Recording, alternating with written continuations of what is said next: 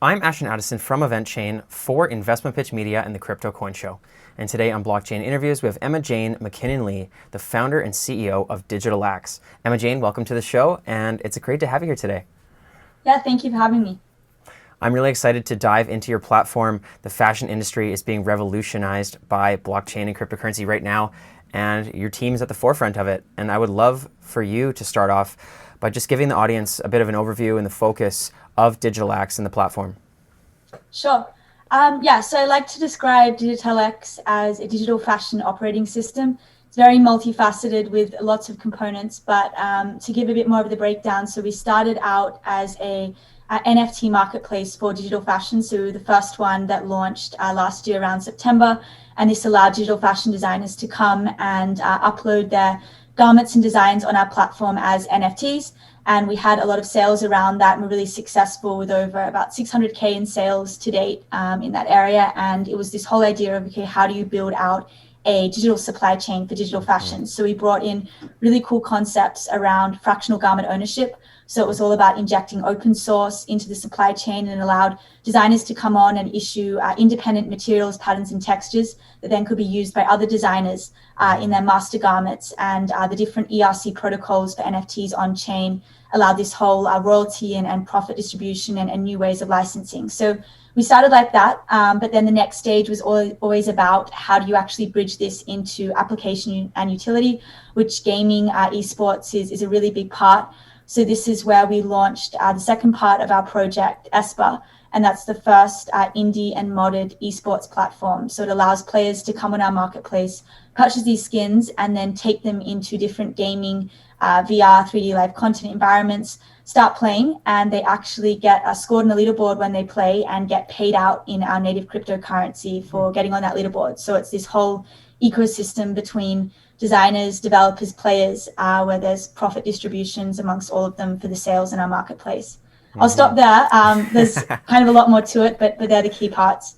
Yeah, no, that's great, Emma-Jane. And the NFT marketplace, obviously, that's something that's been super hot right now. And digital fashion is something that in the beginning of NFTs, we saw that the gaming industry was sort of the inception where you can buy skins, you can buy armor, weapons, whatever it may be, and to allow ownership of those, and then to add that special flair with the fashion, that's great. And now you've expanded that into an operating system, which I'm guessing that has a lot to do with the supply chain. Could you talk about what makes it different in terms of the supply chain and I guess creating textiles and just creating raw materials and how that really benefits the digital fashion industry? Yeah, sure. I guess to kind of give a little bit more history and background, digital fashion, that kind of subset, it all spawned out of sustainability. So fashion, the traditional fashion, like physical textile industry, is completely wasteful. I think it's actually the second most wasteful in the world under oil. So there's a lot of kind of caveats to that, and there's a lot of exploitation in the supply chain. So digital fashion was actually created so designers, particularly in the prototyping stage, they could experiment with different styles, looks, textures, without having to just kind of mock up different designs and then completely throw them out and have all this waste. So that was really how it started. And then from there, it moved very much into like the advertising realm, where digital fashion studios popped up, and it was really the case of like, okay, getting hired as like independent contractors for brands, and then the 3D models would be used for the fashion in different advertising purposes.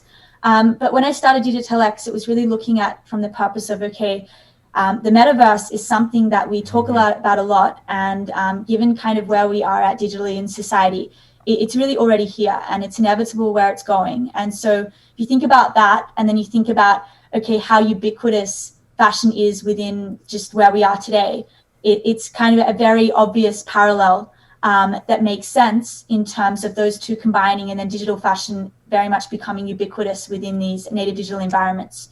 So that was really how we started with things.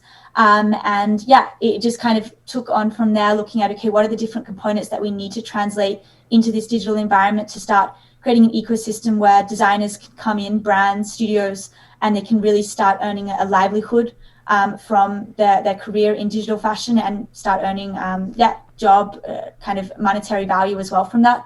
And so the supply chain is a really big part. And how we structured this was looking at, well, we can use native NFT ERC protocol standards, particularly that of 1155 NFTs and 721 NFTs, and then use this to track on-chain down to a very modular level the different creation process and design process within digital fashion. So how it works in our platform is designers can come and they can actually issue, or artists, creators, individual patterns and materials as ERC 1155 NFTs that are then tracked on chain.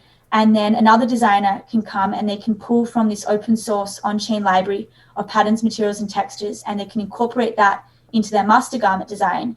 And then what that means is when that master garment is sold, the 1155 contributors from the pattern, material, and textures, they can actually get royalty distribution and kind of a new licensing model under that as well. And we were actually pioneered the first ERC 998 variant contract. So that's where on-chain, actually the 721 NFT, it actually owns a bundle of these 1155 NFTs that we assign to it based on the connection from the design point of view.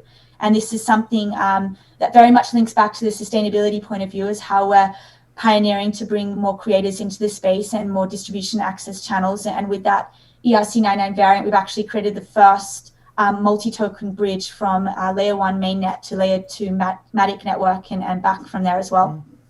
Wow, that's really cool. And I totally understand how, as a designer or a creator, to have your rights, ingrained into your textiles and be able to have royalties on that moving forward automatically just through smart contracts is obviously very beneficial for the people at the beginning of the supply chain. And I'm curious, there's so many aspects to creating the supply chain, getting it into the end users, into the metaverse. When you were first creating this, did you see a specific end user in mind? Is this really made for like investors, other designers, gamers, just everyday people? And how did you move towards that when you were advertising and marketing? Yeah, good question. Look, I'll be very frank and candid. It's been a challenge because really what we're building at DIGITALAX, it's not like a business model in a sense, or a typical just business or project. We're really building out an entire ecosystem.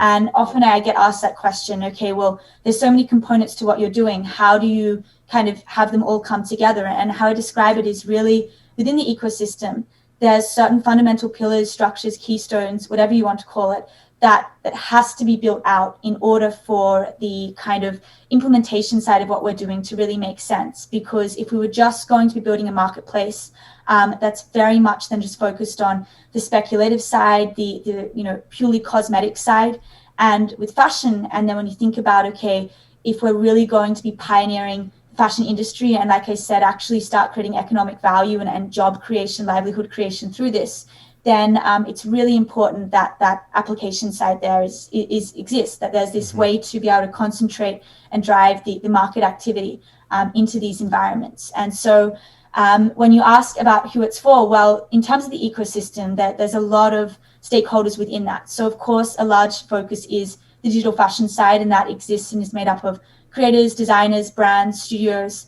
And then we also have the development side, which is very heavy on the gaming and modding front. So from that, it's modders, it's game developers, it's game studios, game publication houses, and then also the players. So from that, you have, a whole range from amateur to pro. And this is really what our esports environment, ESPA, is all about. It's about leveling players up in the industry from amateur to pro, and having the skins is a really key part of their identity and the way they functionally use them in our ecosystem there too.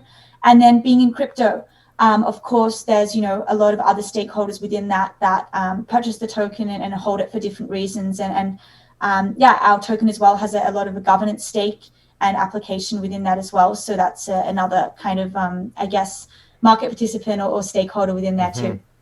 Definitely. Yeah, there's a lot to that. And I'm glad that you mentioned that the Mona Veil token. I would love for you to expand a little bit on that for the people that are just interested in, they understand NFTs, but there's also this fungible token. I'm guessing it has governance functions. Can you just talk about the whole ecosystem and how that Mona token ties into that? And does it create a sustainable ecosystem for the participants as well? Yeah, no, really good question. So Mona, that's the core ERC utility token of our platform. And it's really a customized incentive for the entire ecosystem. And it's a good question that you ask, does it really have utility? Does it actually drive sustainability? This was a really core part of us building in Web3 and crypto, because often I get asked that question a lot. It's like, okay, well, why did you need to build on Ethereum or any chain for that matter? Why crypto? Why decentralization? Why Web3? Well, apart from it, very much being the future, which we can both agree on, the amazing thing that I find about crypto is the whole idea of programmable incentives and how you can actually customize for a ecosystem the incentives around that and the liquidity, and how do you actually drive sustainability across all the market participants, and what does their role kind of feed into that. So within our ecosystem, Mona, as I said, it's the core utility, and what that looks like, it's used as the kind of purchasing power on our marketplace. So players, they come on, they use Mona to purchase these skins. And then this is also what is distributed as the income stream amongst the designers that are uploading and kind of, I guess, distributing their fashion on our marketplace too. And then also the developers and the modding ecosystem that is actually taking our skins and garments into their games and accepting it within there to be part of this extra utility within the esports tournaments. So it's very much that side, but then also the additional layer is the governance. So the Mona token also has governance rights within ESPA and DIGITALAX, and we're very much on a path towards progressive decentralization with that. And yeah, because I guess we're pioneering so many pillars, we can't just kind of, throw the private keys away and say, okay, everyone just come in and vote wherever. We really have to keep it on a stronger roadmap to get to a stage where then eventually the whole ecosystem will have that sustainability with this equilibrium between the designers, the developers, and the players, and then also, other stakeholders within that as well. Mm-hmm. Definitely. And thank you for that detailed explanation, Emma-Jane. And you mentioned developers there. I'm curious about more information on the ESPA Esports platform. You mentioned there's developers, there's modders, it's also indie developers. Is this a whole metaverse where there's different kinds of games and people can just go in there and, before actually purchasing fashion, and start exploring into different kind of games and different metaverses? Yeah, that's another really good question. And to kind of back that up with more context, I mean, a really big challenge that a lot of people, they don't understand as well when they come into the space, or, it's not as obvious, although it seems obvious, is that today the way the gaming industry and just 3D content industry runs, it's very much siloed.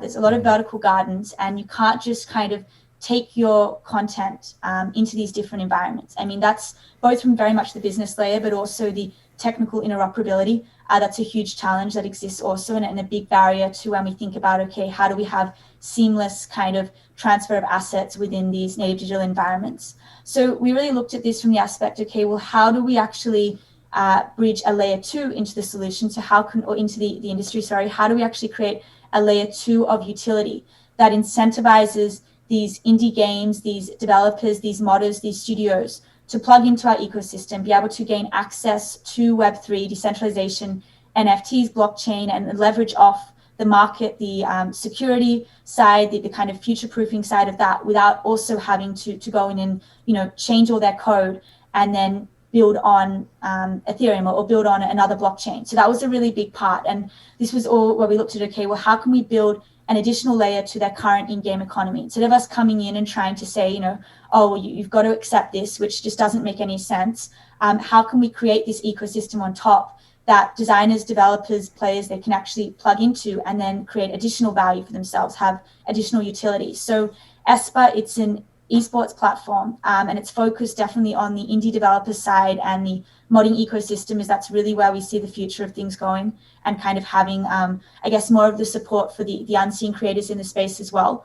And what this means is that we partner with indie developers, modders that have different game content, and they plug into our whole SDK kit, and this allows us to track the different leaderboard scores of the players in game when they're engaging in battle, and then we put that on a meta leaderboard within ESPA, and the players are authenticated through their NFT skins that they purchase from our marketplace. So it's this whole kind of ecosystem that when they're accepting this content as well, they're also getting paid out for that from the distribution of profits from the marketplace. Very, very cool. And you mentioned that you started the NFT marketplace, last year, and then you've been expanding with the supply chain and now ESPA.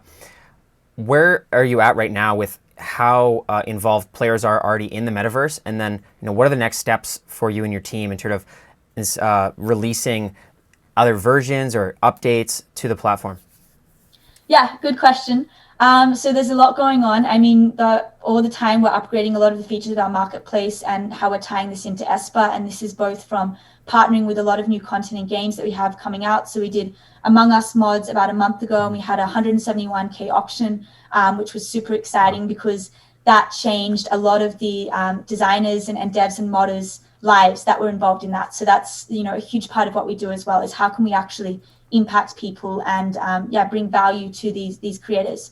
So we're partnering with a lot of games. We have Minecraft coming up, we have Roblox Obbies, we have CSGO mods, League of Legends mods, all coming up as well. Wow. And that also is in line with building up a lot of the platform and the interoperability in terms of how a player or a developer or designer actually interacts from a UI perspective from that side. So really focused on that, but also very much so on how we're building up more of the fashion onboarding side into our ecosystem, because that's really a huge part of this, is how do we actually bridge the traditional fashion industry into digital fashion and into also the hybrid digital physical realms in a way that makes sense for them. Because if you're a bigger brand, if you're Fendi or if you're Ralph Lauren or that, it doesn't make sense for you to just pack up all your resources and come in.